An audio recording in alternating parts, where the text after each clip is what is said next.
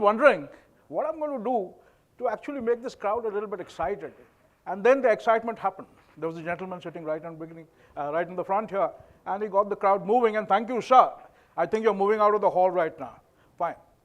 So, ladies and gentlemen, I'm going to speak to you about a topic that is deepfakes and the security paradigm. I'm going to make it very, very simple. I'm not going to educate you because I understand this is a well-educated and intelligent audience. But most of you here, at a certain juncture or a certain time, have suffered or have had the impact of something concerning deepfake in your lives. For me, I'll just give you an instance. I've got a very pretty wife, right? I'm very proud of her.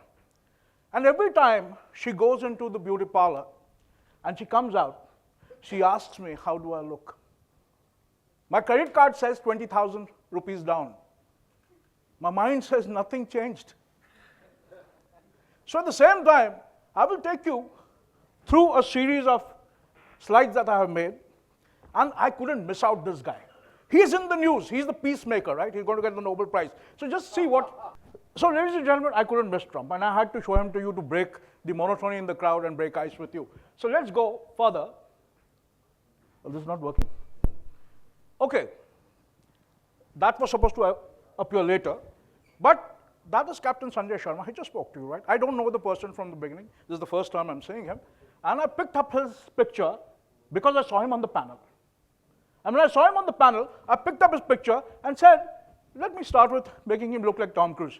Sanjay sir, can you please stand? Can you please stand? Turn around. So here we have Tom Cruise for you. Fine?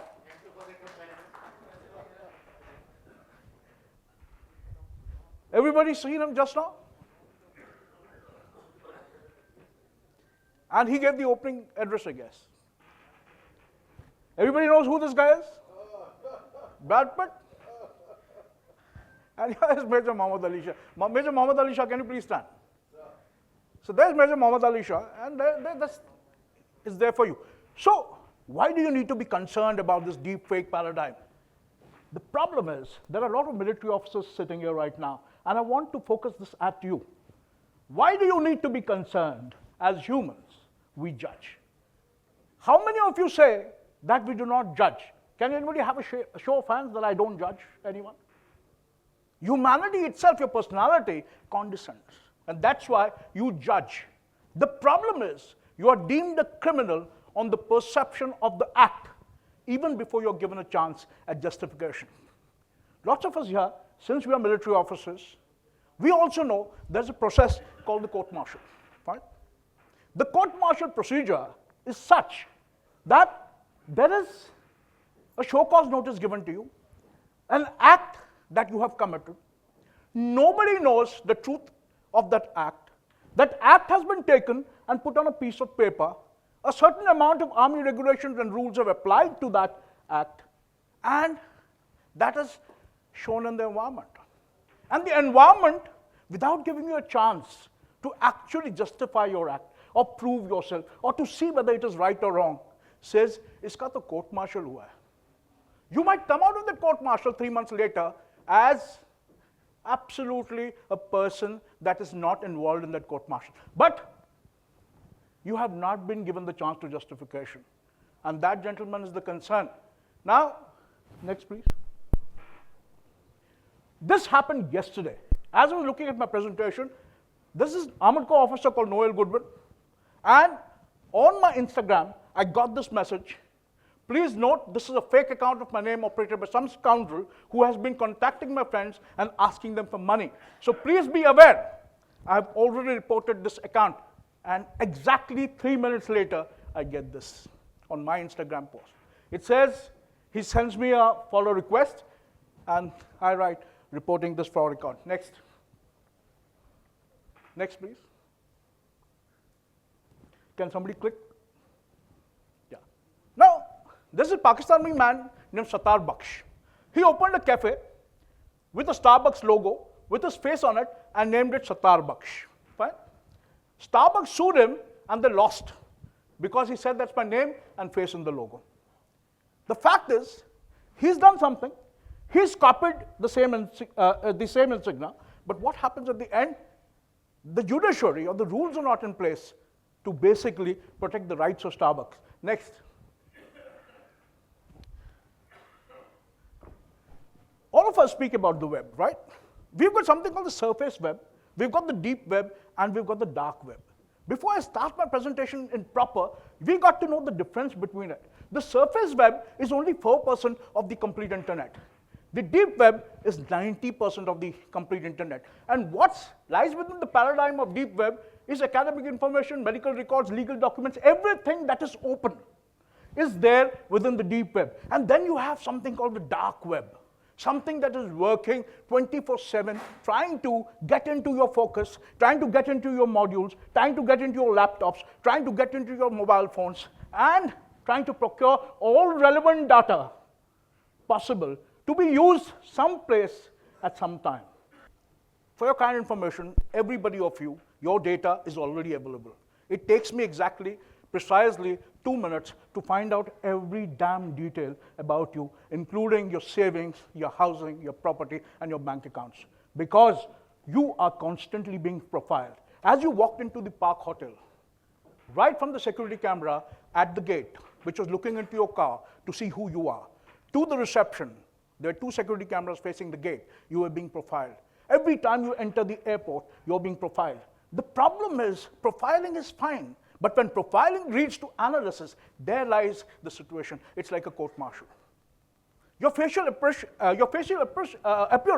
and the way you have conducted yourself in a social profile, like in social media, will pan out as the man is suspicious, not suspicious, antisocial, social, prone to acts like criminals, etc. So you're being profiled constantly. At a certain juncture, when technology increases to that level, that tomorrow, when you're being interviewed for a job, I look at your profile before I look at you. The humanity factor, or the human factor that we build around the profiling, gets reduced. And therefore, your first impressions would never matter.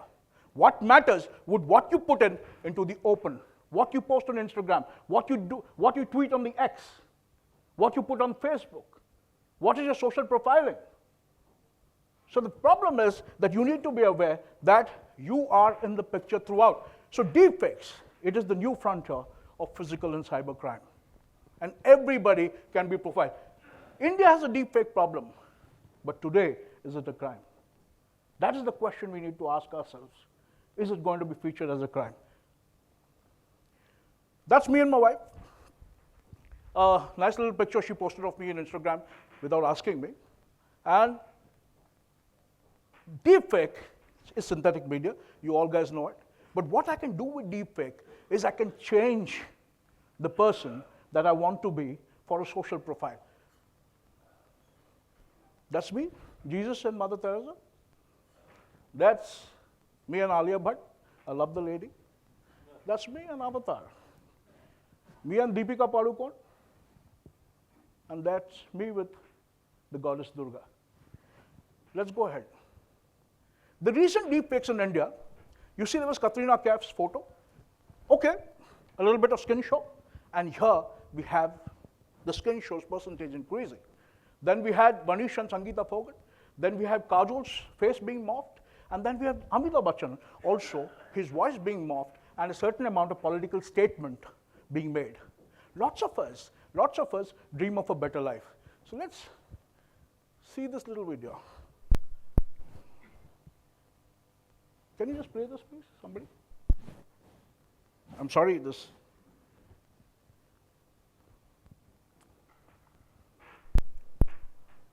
लेकिन ये साला कर क्या रहा है यहाँ पे?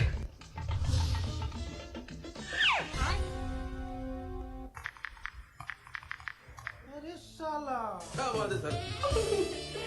ये वाली ज्यादा अच्छी है ना? So why not a lot of us here have something called a subdued psychological profile. Most of us, you have aspirations. I have an aspiration to become a film star. You have an aspiration to become a cricketer. Somebody has an aspiration to become a military officer. Somebody has an aspiration to be something else. But the problem is, in real life, you run out of time. There's no space, there's no time. And since there's no space and no time, what do? You still need to live this fantasy. You need to live this dream. And how do you do that? You've got the deepfake. You want to be anybody? You can be a movie star. You can be a cricket player. You can be anything you want to be, including a porn star. And today, this is the kind of features. People who have been programmed constantly, videos are being made of them, of acts and issues that they're not even concerned with. All these film stars that you see, right from Ori to Deepika Padukone, somewhere in the deep, dark web have been focused in pornography. A perception, India to introduce AI, robo-judges in courtrooms. Acceptable, not understood, time will tell. And there is this statement which I found very strong. I found this statement to be absolutely hitting my brain. I want AI to do my laundry and dishes so that I can do art and writing. Absolutely deep. Not for AI to do my art and writing so that I can do my laundry and dishes. Ladies and gentlemen, that we need to focus on tomorrow. Now here, this is another scam. Hi all. I today received a fake call mentioning that they are calling from Delhi Police and Customs. And there's an identity card, there's an entire thing here. And there, a scam alert of course. How many of you, let's have a show of hands, has had certain amount of calls coming from different agencies trying to scam you out? Can we have a show of hands? Okay. I'll give you a small little incident before I go further. I know this lady, she's 65 years old. Very pretty for her age, very young for her age. And she happened to get onto Facebook. And on Facebook, a very handsome looking man with a picture of him, his kids, doing adventure sports, living a fantastic life in the entire scenic world of Sweden, was all over Facebook. And he befriended this lady who was 65 years old. And after befriending her and talking to her about, see the patience involved, after talking to her for about a month or so, he said, listen, I think I'm in love with you. An isolated, lonely lady in a metro culture like Mumbai, feeling all alone because there are no friends, even your neighbors don't talk to you, psychologically impacted by a very handsome-looking young man who's about 45 to 50 years old, showing a backdrop of absolute fantastic locales, proposing to her saying, I'm in love with you. And she says, no, but I'm 65 years old, my husband expired so many years back, and I have a child which is 28 years old. He said, doesn't matter to me. What matters to me is your persona, the beauty that you are, and the kind of relationship that we're building up for what we've built up for the last 1 month. And she falls for it. And she says, okay. And he says, I'm coming to India next month. And he sends her a copy of a ticket of an airline with his visa, completely authenticated. And this reaches the lady and she says, yes, of course, this is authentic. And suddenly, on the day of the flight, she is waiting expectantly for this man to drop in, and he sends her a mail that due to some issues with his child, he cannot make it. But because it's your birthday, on 22nd of September, I'm sending you a parcel. And this parcel will reach the customs. 5 days later, she gets a call from the customs office.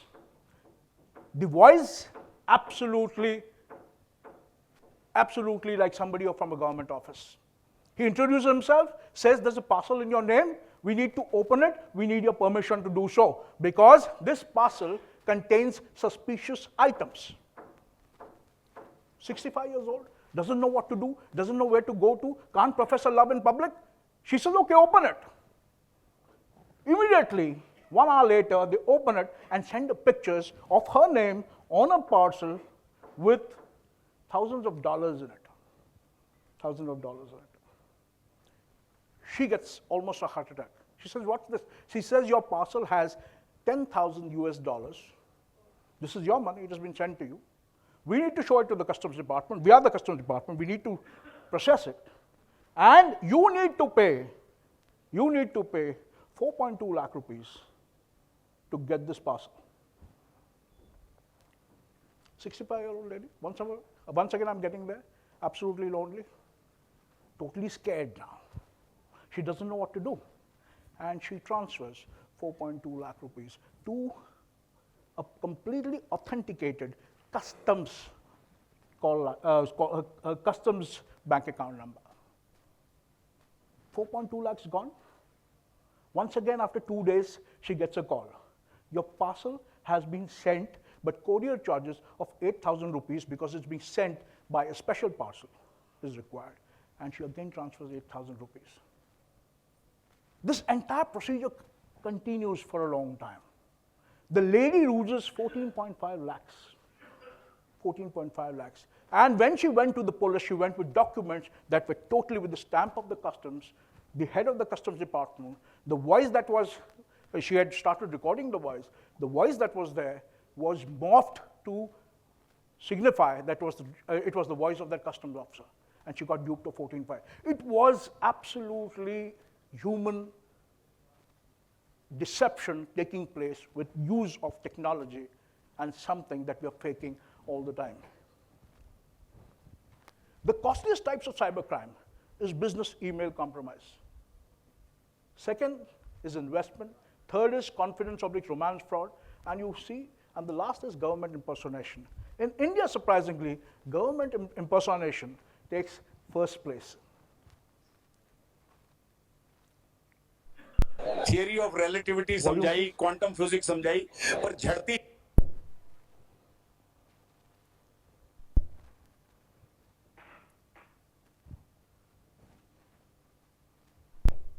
Theory of relativity समझाई, quantum physics समझाई, पर झड़ती hairline का इलाज मेरे पे भी नहीं है. So now you even have Albert Einstein. And tell me one thing. Can anybody say he's not Albert Einstein? If you didn't know when he lived, where he lived, when he lived? Can anybody say he's not Albert Einstein? And he's here. He's talking to you and talking about hairline.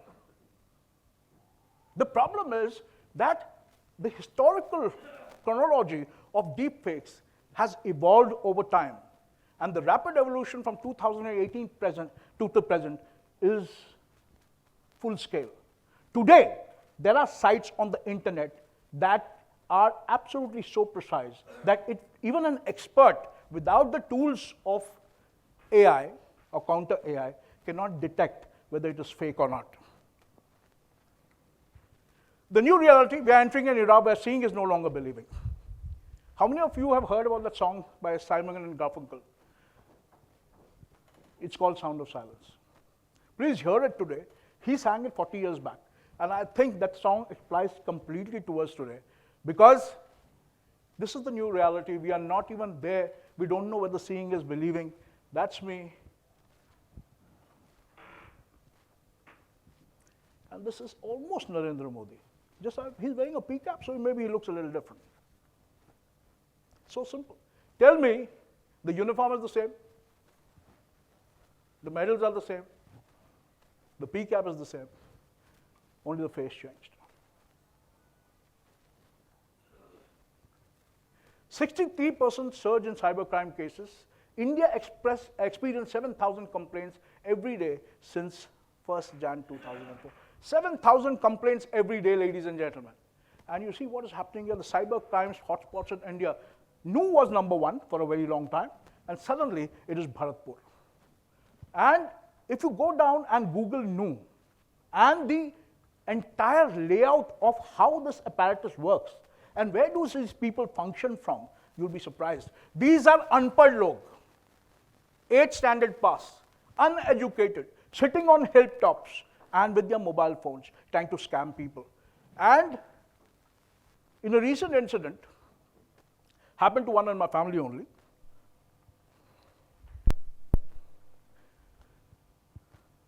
my brother-in-law was working on his laptop.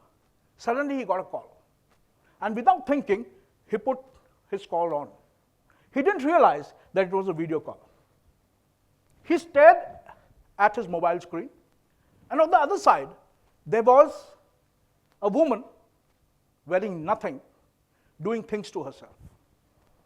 And he kept staring. Any man, if he looks at something like that on an open screen from doing something else, what happens is You tend to keep looking at the screen for a certain amount of time till it hits you, okay, this is something not to be done. And then he put it off. But he had spent 30 seconds of that time viewing that little clip that was there.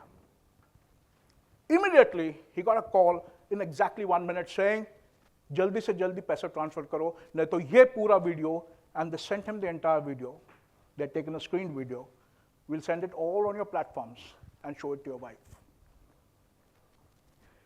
He asked, kitna paisa? And they asked 2,500 rupees. Just 2,500 rupees. He said, 2,500, abhi dal. He put it just to get rid of it. Just to get rid of it. After 3 hours, the clip came again. They said, 3.5 lakhs. Immediately, presence of mind, he called me. I was working in an establishment which looked after cybersecurity. And he told me this is what happened. I said, don't pay a single thing. Delete Facebook and Instagram and tell your wife that this has happened. His mobile number was accessed, no calls from anyone. Nothing happened after that. An investigation was carried out, and we found Bharatpur, 12 boys in a small little shack were raided and caught on this phone call, and they were all of 8 to 15-year-olds. And they were using these clips, which they had taken from porn sites, to send it to you and me and control our minds. What am I trying to show you? They haven't spared the Prime Minister, and I just put his face. It just took me exactly 20 seconds, to take his face, put it on my profile, and say, make him laugh. And there the Prime Minister is laughing with a military uniform. Again, because the Prime Minister loves his photographs. Generative adversarial networks, that is GANs, two AI neural networks, a generator and a discriminator, compete. The generator creates fakes, and the discriminator tries to identify them. For everybody in the military, this is very precarious.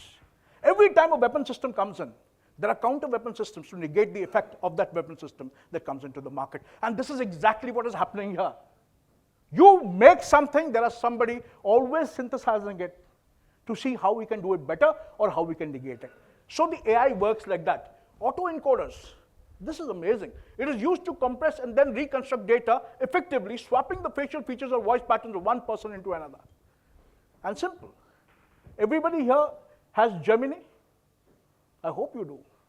Or everybody here has Meta AI? I'm standing here, click me now, just take my picture, put it on that, say, turn him into a dinosaur. 10 seconds and I'm a dinosaur. Make the dinosaur dance. He'll make me dance. Make the dinosaur dance Kathakali. He'll make me do Kathakali also. Try it. And you'll find, and you'll be amazed because it's like toys for the AI boys. I kept this, I knew there were ladies in the audience. I kept this original because here we're talking about the security paradigm. And for you to know the candid and blunt truth is more important than anything else. The entire deepfake affects trust in media, damage to democracy, personal and psychological harm, and the liar's dividend, which is the most important. It is that old story that you used to read in a third standard, where once you keep telling lies and people know that you're telling lies and they don't believe you. And when the time comes when you tell the truth, nobody still believes you. That's exactly the liar's dividend. And that is what deepfake gets us. Today we don't know what to believe. Rahul Gandhi says something, it becomes a joke, people call him Pappu. But the fact of the matter is 80% of everything that he says is morphed or the voice has been modulated and changed. The fact is, Narendra Modi says something, and now the opposition has caught on to the same language, and they are doing the same to his videos.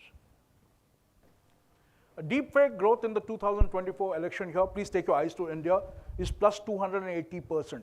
It is absolutely enormous, and this is in 2024. So the opposition and the politicians today are using deepfakes in a very, very measured way. Now you need to understand there are softwares basically available to negate if it's a deepfake or not. So please use them judiciously. Now let's go to narrative building. This is the last part of my presentation, the most important one. We had Operation Sindoor recently, and being a military man, I'm very passionate about this operation. The fact is that a fake narrative survived and won the war. And a lot of military officers sitting here, they'll agree with me. India won the war in the manifestation of intent and the force levels that were applied. But where we lost is, we couldn't support the narrative that we built up. Now, the problem is military applications of deepfake. They are very potent tools used for disinformation, used for propaganda, used for something called strategic and operational deception. So ladies and gentlemen, this is a tool, deepfake is a tool of military application as per my prognosis. Next. Play the video, please. So the issue was that they put up a lot of fakes. The problem was that we picked up those fakes. More than the Pakistanis, the Indians picked up the fakes. And we started propagating that fake. We created these fakes reaching millions of households right up to the smallest little village in India. Teen Rafale gira di. Teen Rafale gira de became an anthem in Pakistan.